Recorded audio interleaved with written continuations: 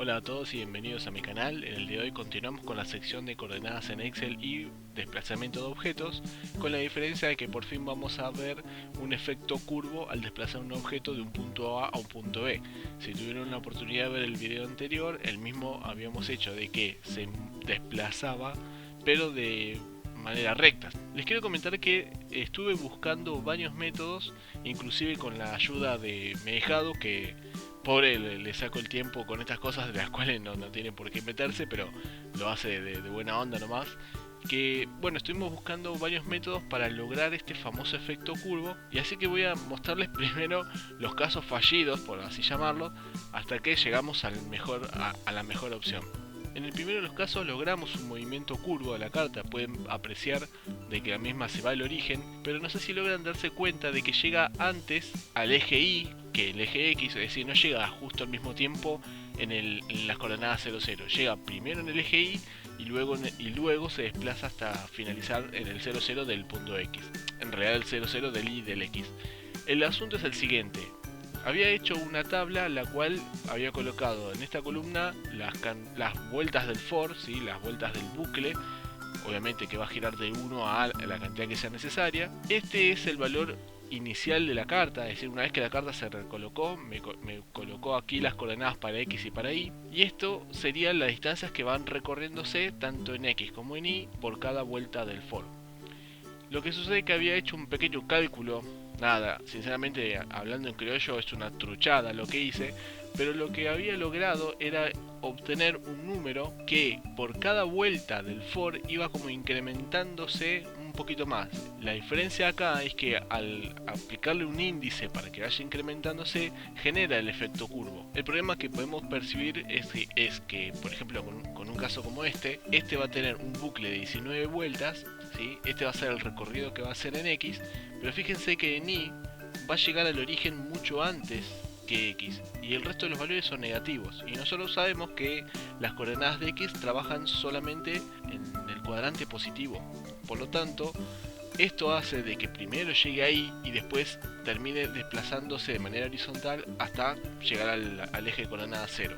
Si bien para un caso simple nos puede funcionar, el problema es que si nosotros queremos que se coloque de un punto A a un punto B, no necesariamente que sea en el origen, la cosa se puede complicar bastante.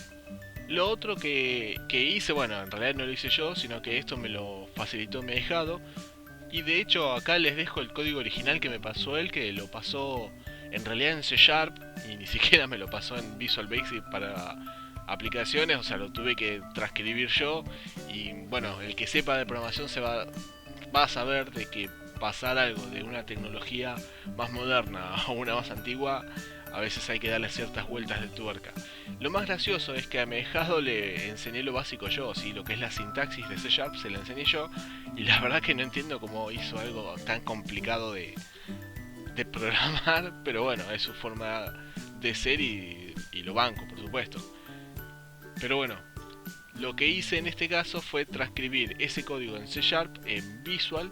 Lo que sí les dejo para que se copien si quiere el código, pero básicamente tampoco lo voy a explicar por lo que estaba diciendo recién. ¿Cómo voy a explicar algo que no lo hice yo y ni siquiera es parecido a cómo lo hago yo? Por lo tanto, si ustedes quieren que esto se explique, les recomiendo que me dejen en comentarios la solicitud para que mi ahijado se anime y lo comente él, ¿sí? De última, vemos si logramos que él lo explique. Pero bueno, básicamente esto, en pocas palabras, utiliza una función matemática aplicada a través de una raíz. Eso es lo único que les puedo llegar a decir. El efecto es curvo y se posiciona perfectamente en el punto donde yo quiero que se coloque. Si bien está programado inicialmente para que vaya a la coordenada 0, 0, existe la posibilidad de que se modifique el código para que vaya de un punto A a un punto B. Por eso vamos a pasar a esta hoja, la cual va a utilizar la ecuación de la parábola, que era justamente la que yo quería utilizar porque me resultaba mucho más fácil de explicarles en todo caso. Esto obviamente también fue proporcionado por Mejado, y vamos a estar utilizando estos tres puntos, ¿sí? Para quienes tengan todavía en memoria la ecuación de la parábola, por cada valor de X tendríamos que estar calculando el valor de A, el valor de B y el valor de C que tiene relación a los 3 puntos que nosotros ya deberíamos conocer. Para que sepan, en esta columna estaría la información de los valores en X, esta la información de los valores en Y.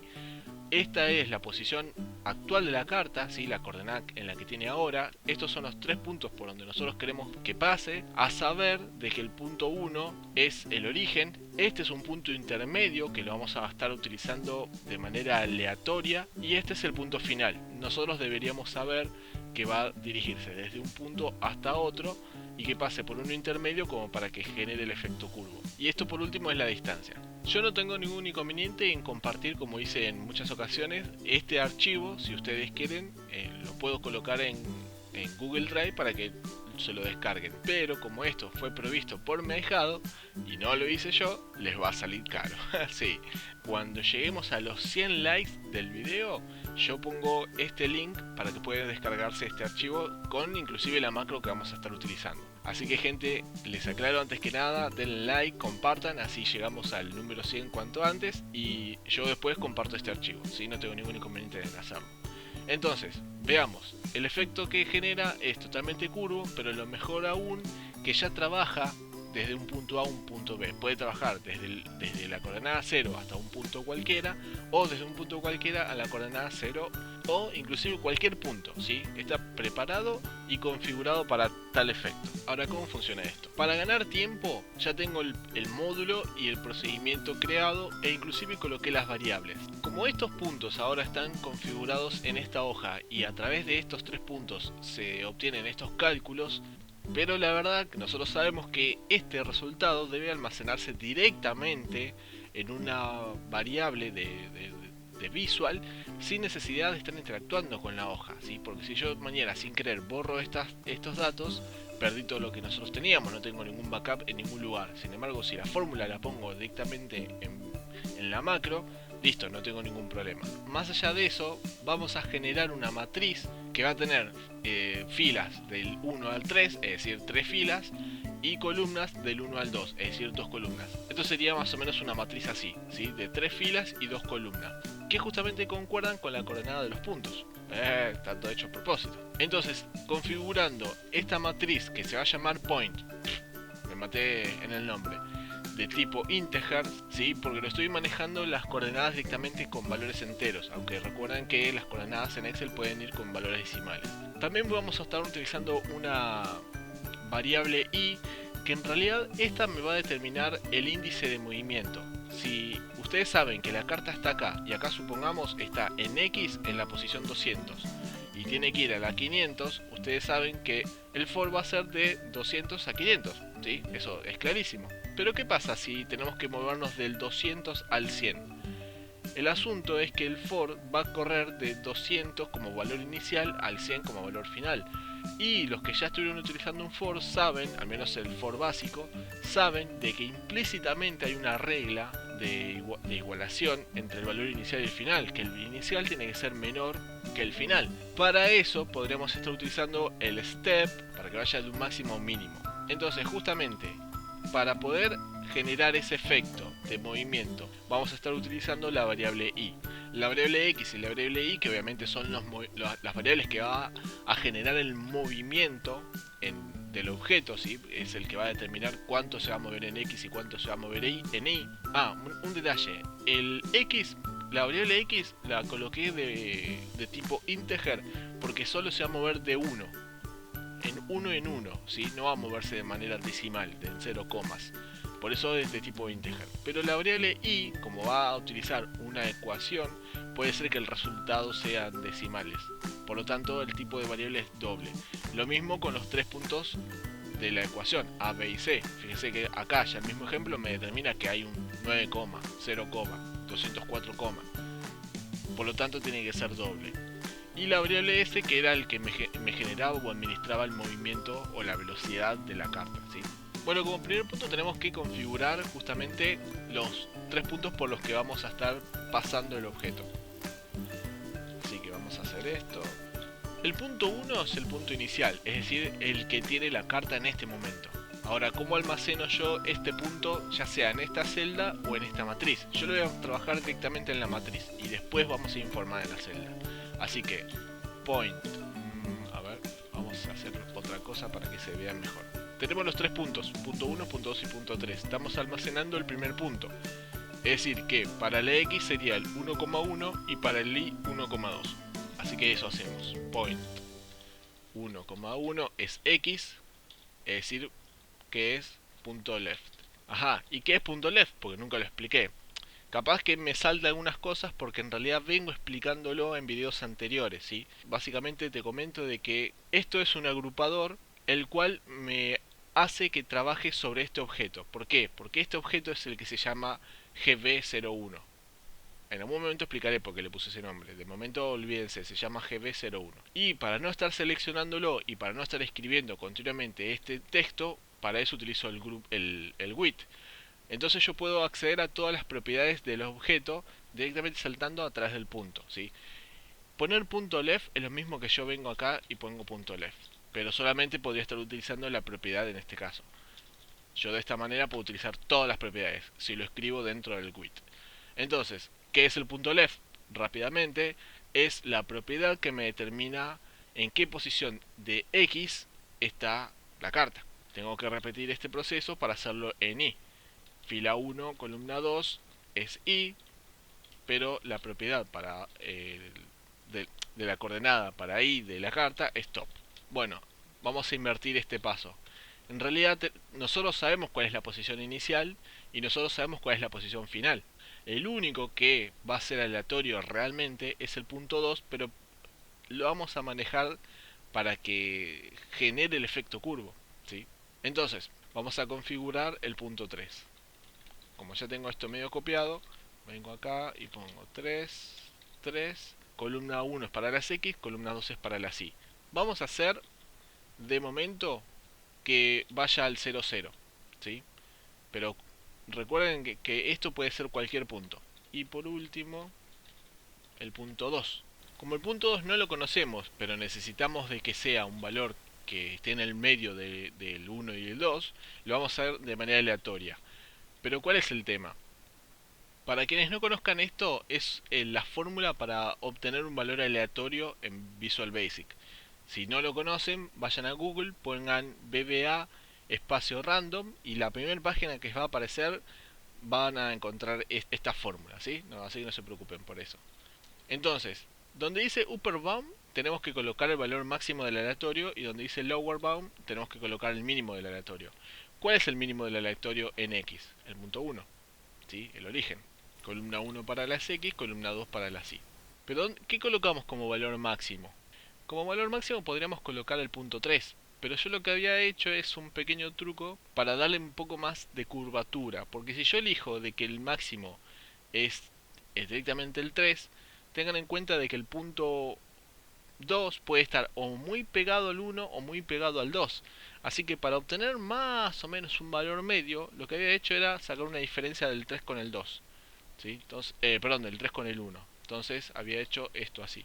Los paréntesis yo los uso mucho más que nada para saber diferenciar, ¿no? Y no hacer quilombo con el uso del más, el menos, el por y el dividir. Bueno, entonces ejecutamos y vemos que acá tenemos que el punto 1 o el inicio es 160 280, o 288, que el destino final es el origen y que va a pasar por los puntos menos 46 y menos 277. Básicamente eso va a ser este movimiento. Va a pegarse al eje y va a subir hasta la coordenada 00. No es lo que nosotros queremos, pero como estamos trabajando con valores aleatorios, tenemos que aceptar la posibilidad de que estas cosas nos pasen, ¿sí? Cuando nosotros sepamos bien por qué puntos va a pasar, podemos manejar el punto 2 con un valor más definido. Bueno, ahora vamos a informar a Excel.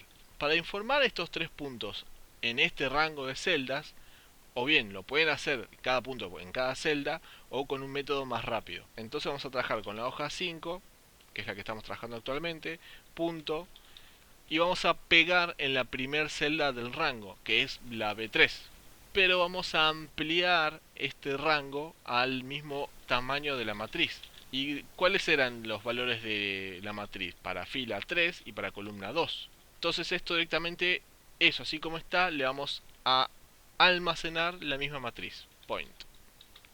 Así que Este es un método que creo que hasta ahora no lo había mostrado, o tal vez sí, realmente no me acuerdo, que me pasa los datos de esta matriz a este rango de celdas. ¿Por qué? Porque tiene la misma cantidad de filas que de columnas. Bueno, ahora tenemos que almacenar las variables A, B y C. Como no son matrices, tenemos que hacerlo así una por una. Así que vamos a decir que A va a ser asignado el valor que está en la celda de la hoja 5, punto, y 3, si no me equivoco, punto value. Esto lo copio y digo que B y C y 4 y 5.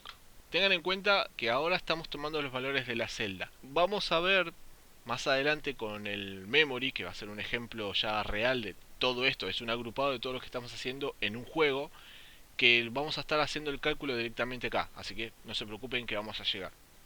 Pero bueno, paso a paso, ¿no? Tenemos que ahora empezar a trabajar con la variable i. La variable i, sepan de que solo va a obtener los valores 1 y menos 1. Ni 2, ni 0, no. 1 y menos 1. Porque es el que vamos a estar utilizando en el for para que haga un recorrido creciente o decreciente. Pero tenemos que iniciarlo con un valor. Así que por defecto vamos a decir que es un valor positivo y después analizamos si realmente es positivo o negativo. Entonces, una vez que lo iniciamos con valor 1, tenemos que preguntar si realmente corresponde 1 o si corresponde menos 1. ¿Cómo sabemos si es un valor creciente o decreciente? Si el punto 1 de las x, porque vamos a estar recorriendo la x, el y va a salir por fórmula. Si el punto 1 de las x es menor al punto menor y no menor igual, ojo que ese es otro detalle. Si el punto 1 de las x es menor al punto 3 de las x, es un movimiento creciente, ¿sí? Es decir, se va a desplazar hacia la derecha. Pero si es menor, se va a desplazar a la izquierda y tenemos que transformarlo en menos 1. Así que si el point de 3,1, es decir, es la x del punto 3, menos el point 1,1 en la x del punto 1, esto es menor a 0, menor a 0, sí, menor a 0, entonces transformamos la variable i en negativa. Podemos hacer que i es igual al mismo valor de i por menos 1. Y bueno, vamos a colocar acá el manejo de la velocidad, así ya no nos molesta.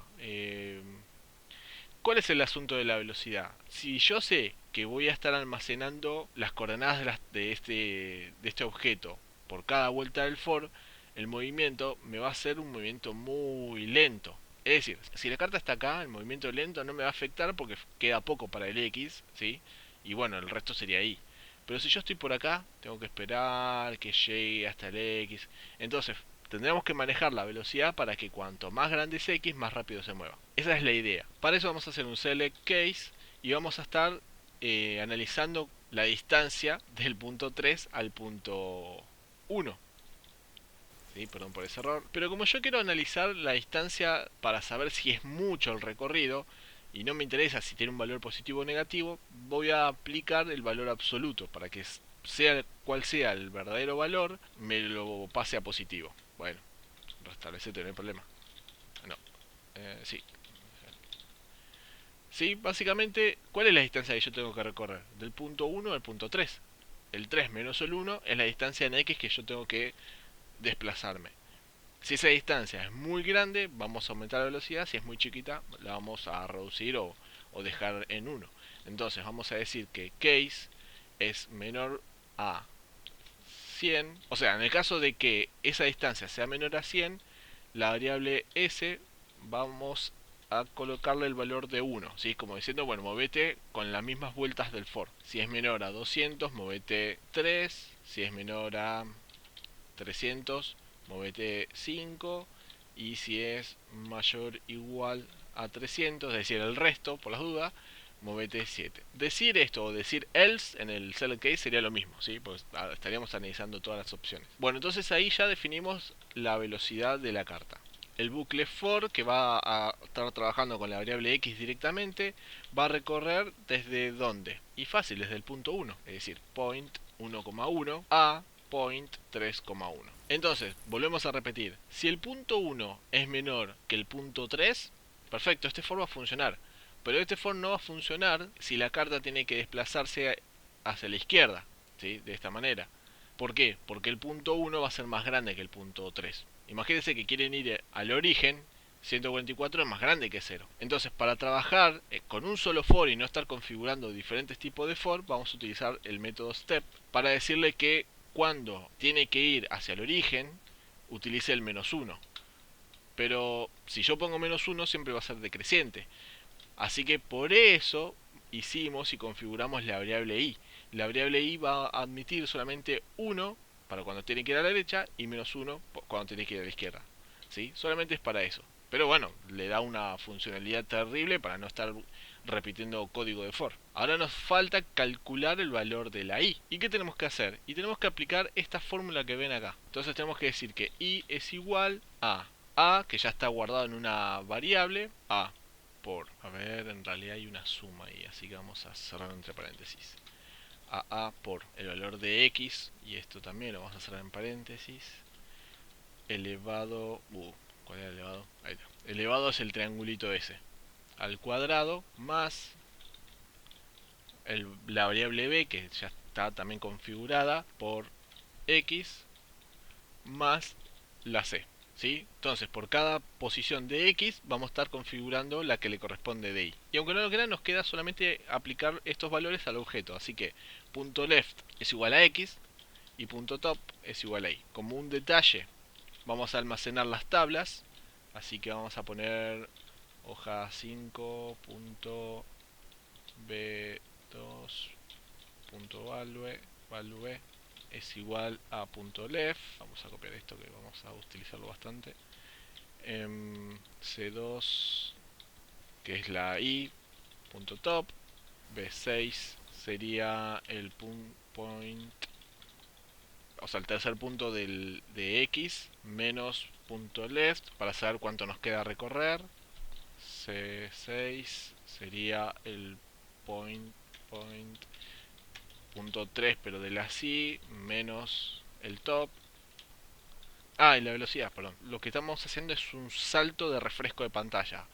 Básicamente, para que se vea este movimiento tenemos que aplicar esta opción. Pero si yo la dejo así como está, va a estar refrescando por cada vuelta del bucle y generando el efecto de que sea lento cuando la distancia sea muy larga.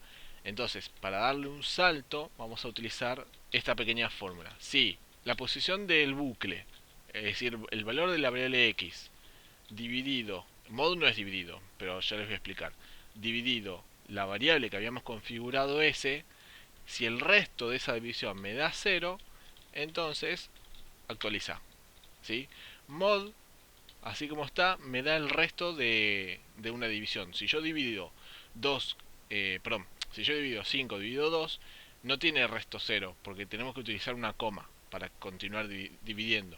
Pero si yo hago 4 dividido 2, el índice sería 2 por 2, 4, al 4, 0, el resto es 0. Entonces yo sé que 2 es un divisor de 4. Entonces vamos a estar haciendo esa pregunta por cada vuelta del for, dependiendo del resultado que configuramos acá, ¿sí? Así que, a ver, guardamos y al origen, carajo. Ajá.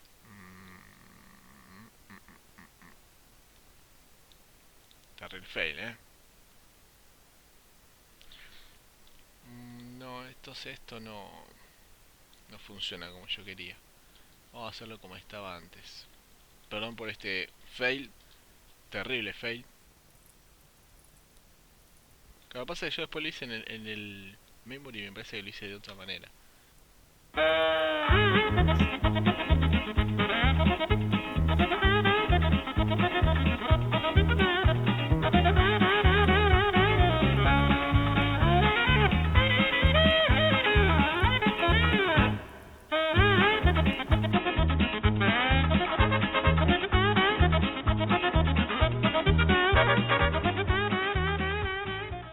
Bueno, vamos a hacer algo diferente.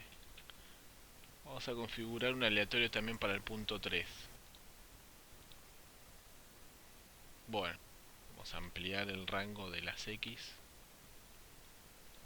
700 tal vez. Bueno, ahí está generando el efecto.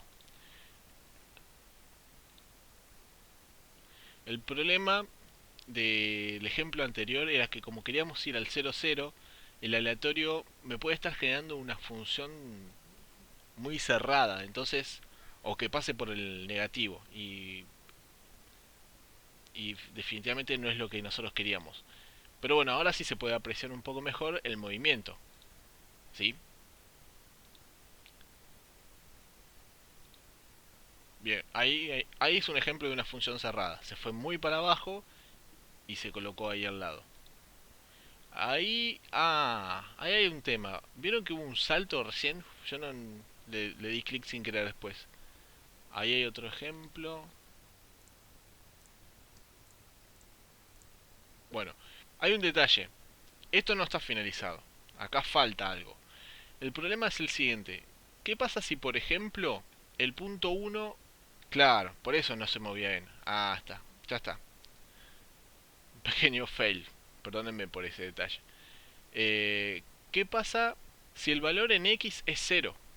Por eso se queda acá y no se movía más. Cuando X es cero ya deja de moverse. Porque nuestro for trabaja solo con el eje de coordenadas X. ¿Sí? Toma solamente ese eje como relación. El resto es un cálculo. Entonces cuando llegó a cero ya está listo, no se mueve más. Pero nosotros tenemos que seguir moviéndolo hasta la posición 0, 0 que era nuestro objetivo. El otro problema es qué pasa si supongamos que X no es cero, pero el punto 1 de X y el punto 3 de X es el mismo valor.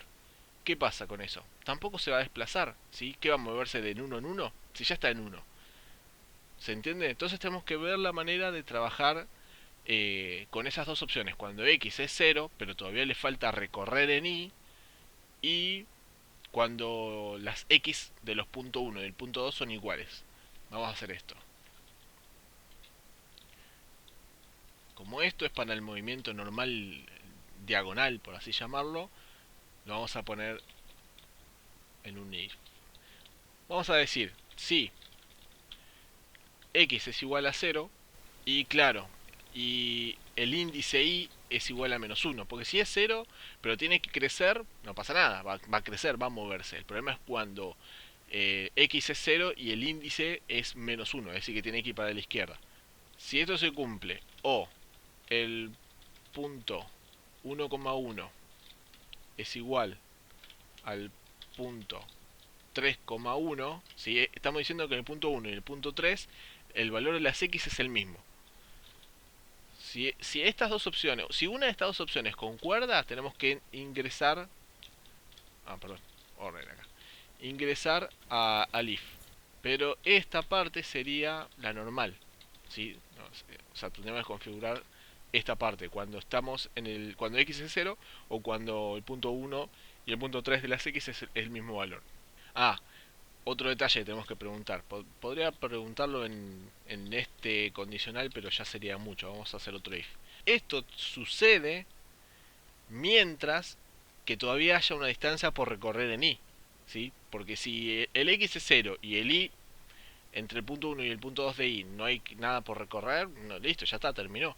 Lo mismo cuando el valor 1 y 3 de las x es el mismo, pero las y son diferentes, todavía queda por recorrer y. Entonces, si el point 1,2 es distinto al point 3,2,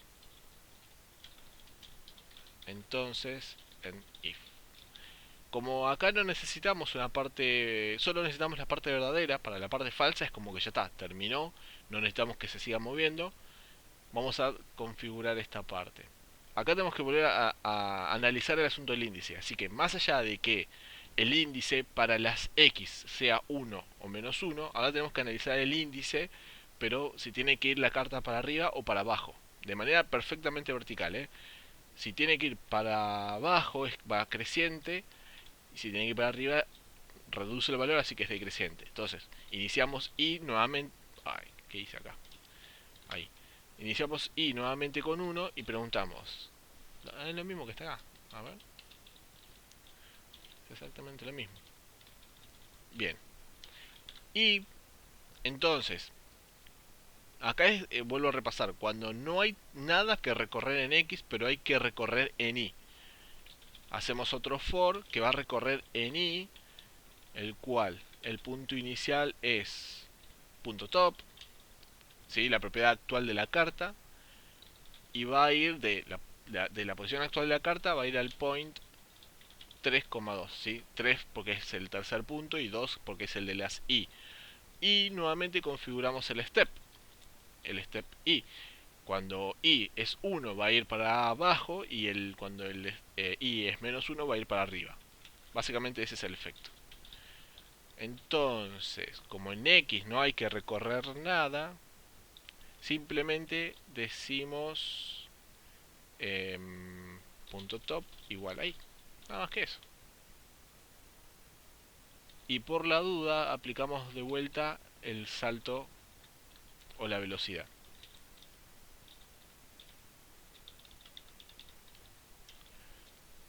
Solamente que para las i. What the fuck. Bueno, pero eso fue un efecto de la función, ¿eh? No es que la macro andaba mal. Es un tema del punto 2 que es aleatorio. Y me va a generar una función cualquiera. Pero básicamente funciona. Pero tendríamos que probarlo. Vamos a hacer de que se vaya al 0,0 como habíamos dicho al inicio.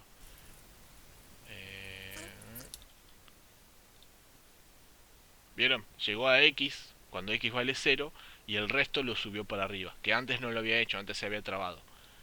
Así que ahora sí anda perfecto. A ver, ¿qué otra prueba puedo hacer? Esto en realidad lo voy a comentar. Quiero que haga un movimiento vertical. Así que, como quiero que haga un movimiento vertical, voy a decir que el punto 3 es igual al punto 1. De las x, ahí, punto 1. Bueno, te mataste. Y ahora sí. Perfecto. El problema que acá solo tiene que recorrer en i. ¿Por qué no recorre en i?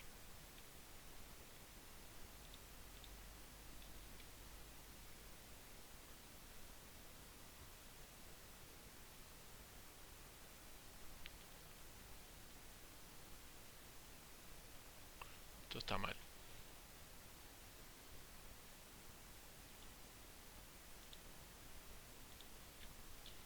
Esto está mal. Lo copié y lo pegué y no le cambié esa opción.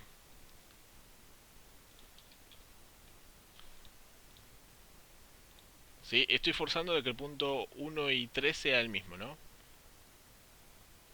Para que me genere un movimiento vertical, obligatorio.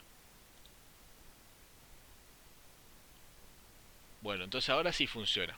Le comento esto.